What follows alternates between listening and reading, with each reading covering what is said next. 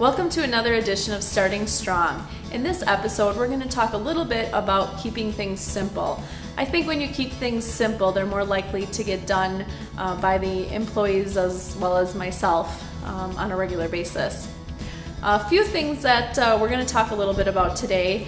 We can start over in the maternity area, and we keep a sheet that has all of the information that the guys that take care of the maternity area have written down for us. So when we come over and pick up the calves, we know all of the important information that we need once the calves are over here. The other thing that we do over there is we really now have an all-in, all-out system. So the one room doesn't get cleaned until the last calf is out, and I really feel that this is important for calf health. Another easy trick is to leave the bottle of iodine and cups for dipping navels in the hutches. We put it in the next hutch where the next newborn calf will go. That way there's no reason we didn't forget it, or no reason that that navel doesn't get dipped a second time. I think dipping navels twice is important to reduce navel infections. We have a small calf cart that we pull behind our Kubota.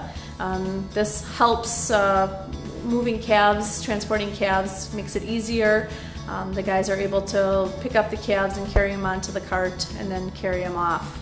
Another easy, simple trick is to give the calves a pink pail if it's a little calf that requires less milk. If we have a twins born, or if we have a little calf born, we will give them a pink pail, which means that they get 2 quarts of milk versus a blue pail where they get 3 quarts of milk. This will help reduce chances of that calf getting too much milk.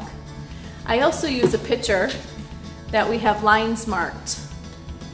First line is for a pink pail, second line is for a blue pail. When we first start feeding the calves, we use this pail to get our song or our length of time to know how much milk to put in the pail. It's not a true science, but it definitely works well. In the mixing room, there's a couple things too that have really come in handy. We do feed pasteurized milk, but have to use milk replacer when we don't have enough milk. The plumber was able to install a water meter as well as a thermometer right on the water line. That way we know exactly the temperature and the amount of water that we're adding to the cart. We found that once we got a bigger cart, it's a lot easier to misjudge what 25 or 50 gallons of water is.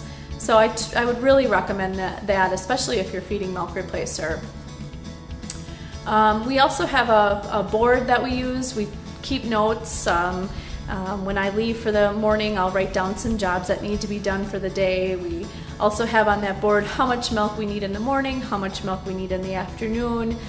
We also keep record of when we started weaning calves and when they're done weaning, just so we know and everybody's on the same page. Whether it's 100 degrees or minus 30 degrees, we wash all of our calf hutches. When we designed this building, we put on an extra room where we just wash hutches. They bring them in with a skid steer, we set them up, and they're all power washed and foamed and then rinsed to make sure that that calf is going into the cleanest environment we can possibly put it in. Thanks for watching my video. I hope you have a wonderful spring, and wishing you great planting weather. Thank you.